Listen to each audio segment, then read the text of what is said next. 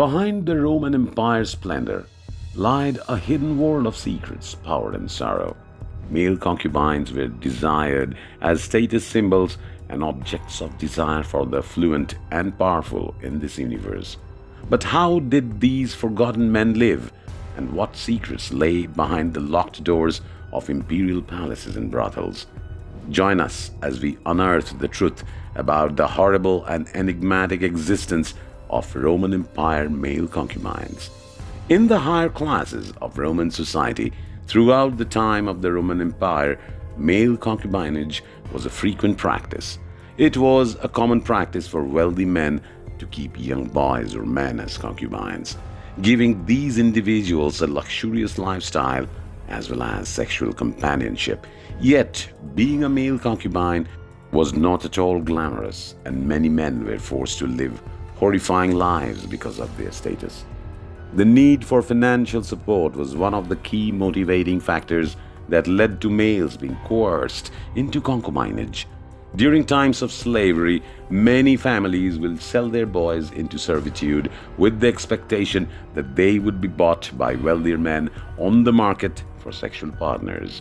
After being purchased, the boys were put through concubinage training, during which they frequently endured severe forms of sexual and physical torture. The existence of a male concubine consisted of nothing but utter submission to their masters. It was expected of them to cater to their masters' every whim, and regardless of how heinous or terrible the request might be.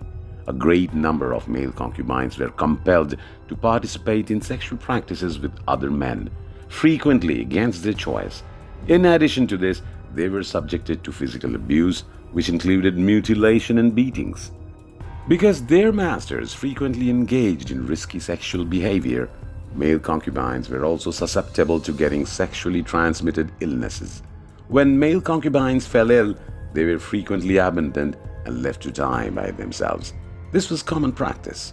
Some male concubines did attempt to rebel against their lords despite the horrible conditions they were forced to live in. On the other hand, they frequently faced severe punishment, which frequently included castration. It was usual for affluent men to engage in this practice, which served the purpose of ensuring that their male concubines would never be able to question their authority or breed on their own. In addition to being subjected to physical violence and exploited sexually, male concubines were also denied any rights under the law. They were regarded as property, and their masters could buy and sell them anytime they pleased. If a male concubine attempted to flee, they would be actively sought after and harshly punished if they were caught. The Roman Empire was filled with unspeakable atrocities, and the life of a male concubine during that time was no exception.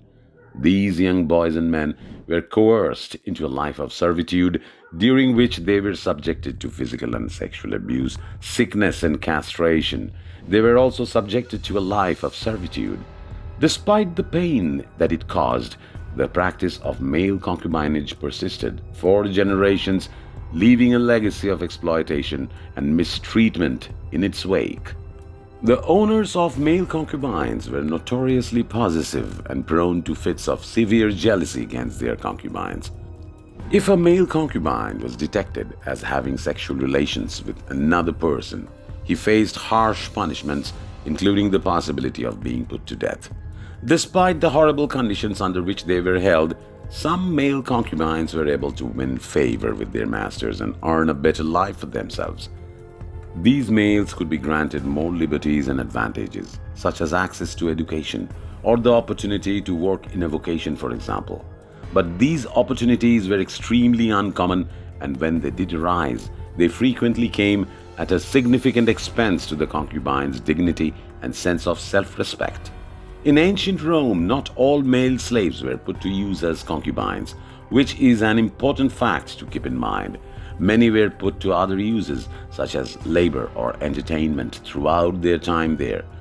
Yet, the mistreatment and exploitation of male concubines was a common practice in Roman culture and was even tolerated in some circles.